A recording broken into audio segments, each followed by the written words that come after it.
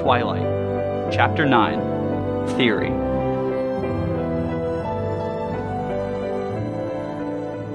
Can I ask just one more?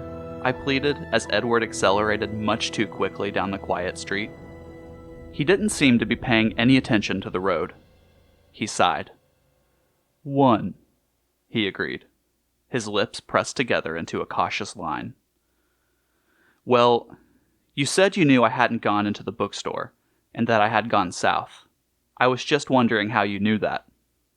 He looked away, deliberating. "I thought we were past all the evasiveness," I grumbled. He almost smiled. "Fine, then. I followed your scent." He looked at the road, giving me time to compose my face. I couldn't think of an acceptable response to that, but I filed it carefully away for future study. I tried to refocus. I wasn't ready to let him be finished, now that he was finally explaining things. "And then you didn't answer one of my first questions," I stalled. He looked at me with disapproval. "Which one?" "How does it work, the mind-reading thing? Can you read anybody's mind, anywhere? How do you do it? Can the rest of your family?" I felt silly, asking for clarification on make-believe. "That's more than one," he pointed out. I simply intertwined my fingers and gazed at him, waiting. "No, it's just me, and I can't hear anyone anywhere. I have to be fairly close. The more familiar someone's voice is, the further away I can hear them, but still, no more than a few miles." He paused thoughtfully. "It's a little like being in a huge hall filled with people, everyone talking at once. It's just a hum, a buzzing of voices in the background, until I focus on one voice, and then what they're thinking is clear. Most of the time I tune it all out. It can be very distracting, and then it's easier to seem normal." He frowned as he said the word. "When I'm not accidentally answering someone's thoughts, rather than their words." "Why do you think you can't hear me?" I asked cautiously. He looked at me, his eyes enigmatic. "I don't know," he murmured. "The only guess I have is that maybe your mind doesn't work the same way the rest of theirs do, like your thoughts are on the AM frequency, and I'm only getting FM." He grinned at me, suddenly amused. "My mind doesn't work right? I'm a freak?" The words bothered me more than they should, probably because his speculation hit home. I'd always suspected as much, and it embarrassed me to have it confirmed.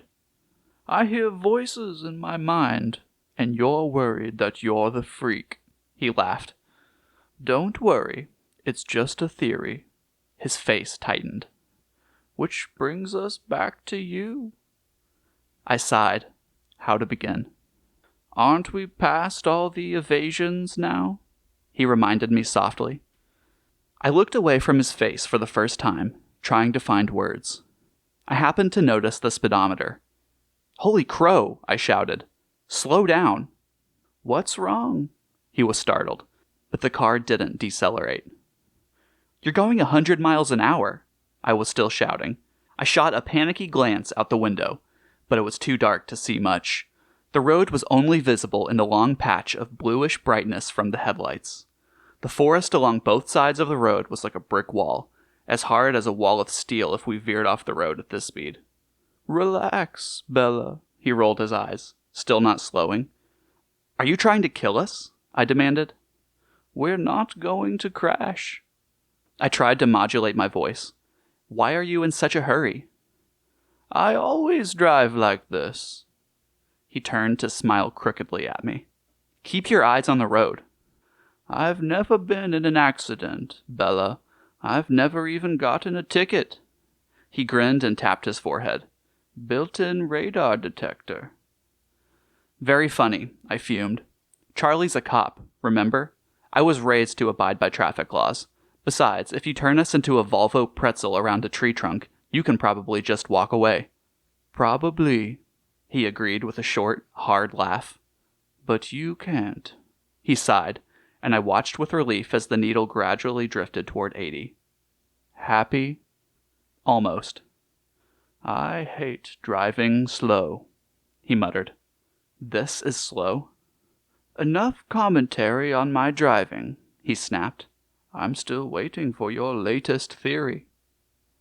I bit my lip. He looked down at me, his honey eyes unexpectedly gentle. I won't laugh, he promised. I'm more afraid that you'll be angry with me. Is it that bad? Pretty much, yeah. He waited. I was looking down at my hands, so I couldn't see his expression. Go ahead. His voice was calm. I don't know how to start, I admitted. Why don't you start at the beginning? You said you didn't come up with this on your own. No. What got you started? A book? A movie? He probed. No, it was Saturday, at the beach. I risked a glance up at his face. He looked puzzled. I ran into an old family friend, Jacob Black, I continued. His dad and Charlie have been friends since I was a baby. He still looked confused. His dad is one of the Quiute elders. I watched him carefully. His confused expression froze in place. We went for a walk. I edited all my scheming out of the story. And he was telling me some old legends, trying to scare me, I think. He told me one. I hesitated. Go on, he said. About vampires. I realized I was whispering. I couldn't look at his face now, but I saw his knuckles tighten convulsively on the wheel. And you immediately thought of me. Still calm. No, he mentioned your family. He was silent, staring at the road. I was worried suddenly, worried about protecting Jacob.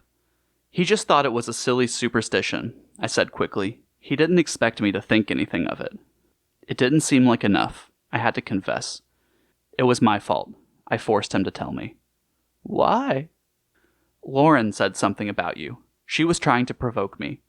And an older boy from the tribe said your family didn't come to the reservation, only it sounded like he meant something different. So I got Jacob alone and I tricked it out of him, I admitted, hanging my head. He startled me by laughing. I glared up at him. He was laughing, but his eyes were fierce, staring ahead. Tricked him how? He asked. I tried to flirt. It worked better than I thought it would. Disbelief colored my tone as I remembered. I'd like to have seen that, he chuckled darkly. And you accuse me of dazzling people. Poor Jacob Black. I blushed and looked out my window into the night. What did you do then? He asked after a minute. I did some research on the internet. And did that convince you? His voice sounded barely interested, but his hands were clamped hard onto the steering wheel. No, nothing fit. Most of it was kind of silly. And then I stopped. What? I decided it didn't matter, I whispered. It didn't matter. His tone made me look up. I had finally broken through his carefully composed mask. His face was incredulous, with just a hint of the anger I'd feared. No, I said softly. It doesn't matter to me what you are. A hard, mocking edge entered his voice. You don't care if I'm a monster? If I'm not human? No. He was silent, staring straight ahead again. His face was bleak and cold. You're angry, I sighed. I shouldn't have said anything. No, he said, but his tone was as hard as his face. I'd rather know what you're thinking, even if what you're thinking is insane. So I'm wrong again? I challenged. That's not what I was referring to. It doesn't matter, he quoted, gritting his teeth together. I'm right? I gasped. Does it matter? I took a deep breath. Not really. I paused. But I am curious. My voice, at least, was composed. He was suddenly resigned. What are you curious about? How old are you? 17, he answered promptly. And how long have you been 17? His lips twitched as he stared at the road. A while, he admitted at last. Okay, I smiled, pleased that he was still being honest with me. He stared down at me with watchful eyes, much as he had before when he was worried I would go into shock. I smiled wider in encouragement, and he frowned. Don't laugh. But how can you come out during the daytime? He laughed anyway. Myth. Burned by the sun? Myth. Sleeping in coffins? Myth. He hesitated for a moment, and a peculiar tone entered his voice. I can't sleep. It took me a minute to absorb that. At all? Never, he said. His voice was nearly inaudible. He turned to look at me with a wistful expression. The golden eyes held mine, and I lost my train of thought. I stared at him until he looked away. You haven't asked me the most important question yet. His voice was hard now, and when he looked at me again, his eyes were cold. I blinked, still dazed. Which one is that? You aren't concerned about my diet? He asked, sarcastically. Oh, I murmured. That. Yes, that. His voice was bleak. Don't you want to know if I drink blood? I flinched. Well, Jacob said something about that. What did Jacob say? He said you didn't hunt people. He said your family wasn't supposed to be dangerous because you only hunted animals. He said we weren't dangerous. His voice was deeply skeptical. Not exactly.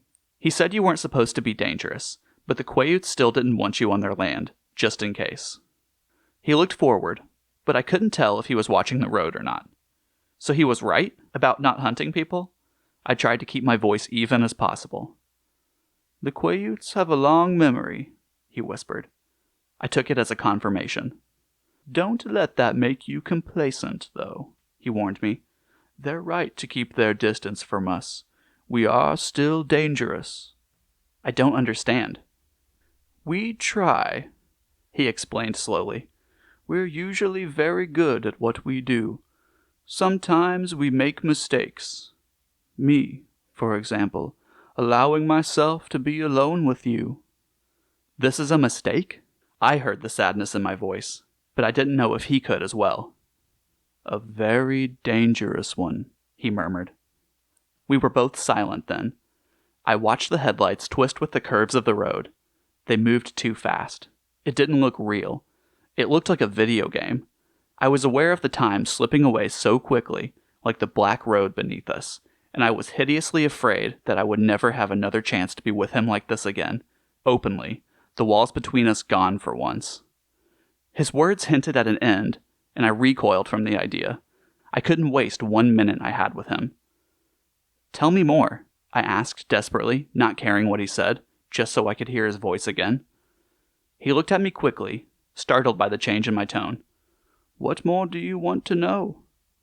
Tell me why you hunt animals instead of people, I suggested, my voice still tinged with desperation. I realized my eyes were wet, and I fought against the grief that was trying to overpower me. I don't want to be a monster. His voice was very low. But animals aren't enough? He paused. I can't be sure, of course, but I'd compare it to living on tofu and soy milk. We call ourselves vegetarians, our little inside joke. It doesn't completely satiate the hunger, or rather, thirst, but it keeps us strong enough to resist, most of the time. His tone turned ominous. Sometimes it's more difficult than others. Is it very difficult for you now? I asked. He sighed.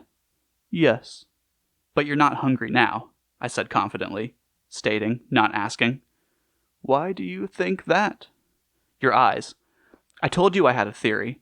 I've noticed that people, men in particular, are crabbier when they're hungry. He chuckled. You are observant, aren't you? I didn't answer. I just listened to the sound of his laugh, committing it to memory. Were you hunting this weekend? With Emmett? I asked when it was quiet again. Yes. He paused for a second, as if deciding whether or not to say something. I didn't want to leave, but it was necessary. It's a bit easier to be around you when I'm not thirsty. Why didn't you want to leave? It makes me anxious to be away from you. His eyes were gentle but intense, and they seemed to be making my bones turn soft. I wasn't joking when I asked you to try not to fall into the ocean or get run over last Thursday. I was distracted all weekend worrying about you. And after what happened tonight, I'm surprised that you did make it through a whole weekend unscathed. He shook his head, and then seemed to remember something. Well, not totally unscathed. What? Your hands, he reminded me. I looked down at my palms, at the almost healed scrapes across the heels of my hands. His eyes missed nothing. I fell, I sighed. That's what I thought. His lips curved up at the corners. I suppose, being you, it could have been much worse, and that possibility tormented me the entire time I was away. It was a very long 3 days. I really got on Emmett's nerves. He smiled ruefully at me. 3 days? Didn't you just get back today? No, we got back Sunday. Then why weren't any of you at school? I was frustrated, almost angry as I thought of how much disappointment I had suffered because of his absence. Well, you asked if the sun hurt me, and it doesn't. But I can't go out into the sunlight. At least, not where anyone can see. Why? I'll show you sometime, he promised. I thought about it for a moment. You might have called me, I decided. He was puzzled. But I knew you were safe. But I didn't know where you were. I hesitated, dropping my eyes. What? His velvety voice was compelling. I didn't like it, not seeing you. It makes me anxious too. I blushed to be saying this out loud. He was quiet. I glanced up, apprehensive, and saw that his expression was pained. Ah, he groaned quietly. This is wrong. I couldn't understand his response. What did I say? Don't you see, Bella? It's one thing for me to make myself miserable, but a wholly other thing for you to be so involved. He turned his anguished eyes to the road, his words flowing almost too fast for me to understand. I don't want to hear that you feel that way. His voice was low, but urgent. His words cut me. It's wrong. It's not safe. I'm dangerous, Bella. Please, grasp that. No. I tried very hard not to look like a sulky child. I'm serious, he growled. So am I. I told you, it doesn't matter what you are. It's too late. His voice whipped out, low and harsh. Never say that. I bit my lip and was glad he couldn't know how much that hurt. I stared out at the road. We must be close now. He was driving much too fast. What are you thinking? He asked, his voice still raw. I just shook my head, not sure if I could speak. I could feel his gaze on my face, but I kept my eyes forward. Are you crying? He sounded appalled. I hadn't realized the moisture in my eyes had brimmed over. I quickly rubbed my hand across my cheek, and sure enough, traitor tears were there, betraying me. No, I said, but my voice cracked. I saw him reach toward me hesitantly with his right hand, but then he stopped and placed it slowly back on the steering wheel. I'm sorry. His voice burned with regret. I knew he wasn't just apologizing for the words that had upset me. The darkness slipped by us in silence. Tell me something, he asked after another minute, and I could hear him struggle to use a lighter tone. Yes? What were you thinking tonight, just before I came around the corner? I couldn't understand your expression. You didn't look that scared. You looked like you were concentrating very hard on something. I was trying to remember how to incapacitate an attacker. You know, self-defense. I was going to smash his nose into his brain. I thought of the dark-haired man with a surge of hate.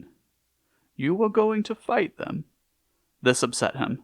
Didn't you think about running? I fall down a lot when I run, I admitted. What about screaming for help? I was getting to that part. He shook his head. You were right. I'm definitely fighting fate trying to keep you alive. I sighed. We were slowing, passing into the boundaries of Forks. It had taken less than 20 minutes. Will I see you tomorrow? Yes, I have a paper due too. He smiled. I'll save you a seat at lunch. It was silly, after everything we'd been through tonight, how that little promise sent flutters through my stomach and made me unable to speak. We were in front of Charlie's house. The lights were on. My truck in its place. Everything utterly normal. It was like waking from a dream. He stopped the car, but I didn't move. Do you promise to be there tomorrow? I promise. I considered that for a moment, then nodded. I pulled his jacket off, taking one last whiff. You can keep it. You don't have a jacket for tomorrow, he reminded me. I handed it back to him. I don't want to have to explain it to Charlie. Oh, right, he grinned. I hesitated, my hand on the door handle, trying to prolong the moment. Bella? He asked in a different tone, serious but hesitant. Yes. I turned back to him too eagerly. Will you promise me something? Yes, I said, and instantly regretted my unconditional agreement. What if he asked me to stay away from him? I couldn't keep that promise. Don't go into the woods alone. I stared at him in blank confusion. Why? He frowned, and his eyes were tight as he stared past me out the window. I'm not always the most dangerous thing out there. Let's leave it at that. I shuddered slightly at the sudden bleakness in his voice, but I was relieved. This, at least, was an easy promise to honor. Whatever you say. I'll see you tomorrow, he sighed, and I knew he wanted me to leave now. Tomorrow, then. I opened the door unwillingly. Bella? I turned and he was leaning toward me, his pale, glorious face just inches from mine. My heart stopped beating. Sleep well, he said. His breath blew in my face, stunning me. It was the same exquisite scent that clung to his jacket, but in a more concentrated form. I blinked, thoroughly dazed. He leaned away. I was unable to move until my brain had somewhat unscrambled itself. Then I stepped out of the car, awkwardly, having to use the frame for support. I thought I heard him chuckle, but the sound was too quiet for me to be certain. He waited till I had stumbled to the front door, and then I heard his engine quietly rev. I turned to watch the silver car disappear around the corner. I realized it was very cold. I reached for the key mechanically, unlocked the door, and stepped inside. Charlie called from the living room. Bella? Yeah, Dad, it's me. I walked in to see him. He was watching a baseball game. You're home early? Am I? I was surprised. It's not even 8 yet, he told me. Did you girls have fun? Yeah, it was lots of fun. My head was spinning as I tried to remember all the way back to the girls' night out I had planned. They both found dresses. Are you all right? I'm just tired. I did a lot of walking. Well, maybe you should go lie down. He sounded concerned. I wondered what my face looked like. I'm just going to call Jessica first. Weren't you just with her? He asked, surprised. Yes, but I left my jacket in her car. I want to make sure she brings it tomorrow. Well, give her a chance to get home first. Right, I agreed. I went to the kitchen and fell, exhausted, into a chair. I was really feeling dizzy now. I wondered if I was going to go into shock after all. Get a grip, I told myself. The phone rang suddenly, startling me. I yanked it off the hook. Hello? I asked breathlessly. Bella? Hey, Jess, I was just going to call you. You made it home? Her voice was relieved and surprised. Yes, I left my jacket in your car. Could you bring it to me tomorrow? Sure, but what happened? She demanded. Tomorrow. In Trig, okay? She caught on quickly. Oh, is your dad there? Yes, that's right. Okay, I'll talk to you tomorrow then. Bye. I could hear the impatience in her voice. Bye, Jess. I walked up the stairs slowly, a heavy stupor clouding my mind. I went through the motions of getting ready for bed without paying any attention to what I was doing. It wasn't until I was in the shower, the water too hot, burning my skin, that I realized I was freezing. I shuddered violently for several minutes before the steaming spray could finally relax my rigid muscles. Then I stood in the shower, too tired to move, until the hot water began to run out. I stumbled out, wrapping myself securely in a towel, trying to hold the heat from the water in so the aching shivers wouldn't return. I dressed for bed swiftly and climbed under my quilt, curling into a ball, hugging myself to keep warm. A few small shudders trembled through me. My mind still swirled dizzily, full of images I couldn't understand, and some I fought to repress. Nothing seemed clear at first, but as I fell gradually closer to unconsciousness, a few certainties became evident. About 3 things I was absolutely positive. First, Edward was a vampire. Second, There was a part of him, and I didn't know how potent that part might be, that thirsted for my blood. And third, I was unconditionally and irrevocably in love with him.